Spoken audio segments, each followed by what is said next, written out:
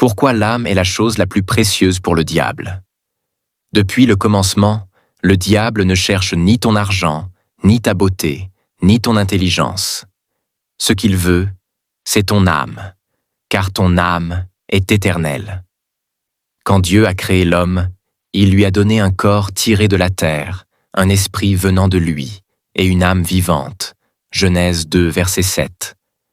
C'est cette âme qui fait de toi une personne consciente, capable d'aimer, de choisir et de décider entre le bien et le mal. Et c'est précisément là que le diable a placé sa guerre. Il sait que l'âme est la seule chose que Dieu réclamera à la fin. Jésus dit dans Matthieu 16, verset 26. « Que servirait-il à un homme de gagner tout le monde s'il perdait son âme? Ou que donnerait un homme en échange de son âme? » Ces paroles montrent que rien n'a plus de valeur que l'âme humaine. Même les anges déchus, les démons et les puissances spirituelles le savent. Celui qui contrôle une âme contrôle une destinée éternelle. Ce que le diable cherche à faire. Le diable sait qu'il est déjà condamné pour l'éternité. Alors, sa plus grande revanche, c'est de faire tomber avec lui le plus grand nombre d'âmes possible. Il veut peupler l'enfer de ceux que Dieu aime. C'est pourquoi il multiplie les distractions du monde, le péché et la désobéissance, les fausses doctrines, et même les plaisirs qui éloignent de Dieu.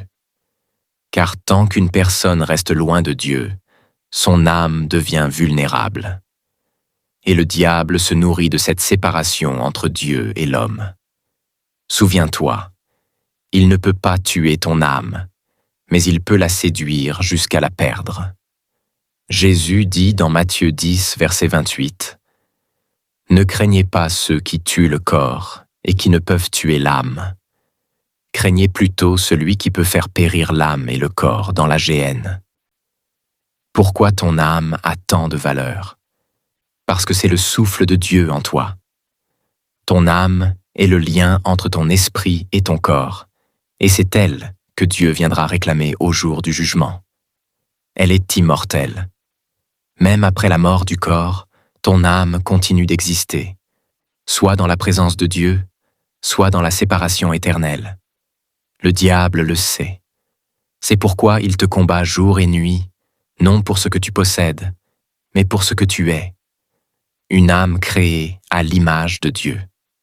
En résumé, ton âme est le trésor de Dieu. C'est la cible du diable, et c'est le champ de bataille de toute ta vie. Voilà pourquoi Jésus est venu, non pour te donner une religion, mais pour sauver ton âme. 1 Pierre, 1 verset 9. « Car vous obtiendrez le salut de vos âmes pour prix de votre foi.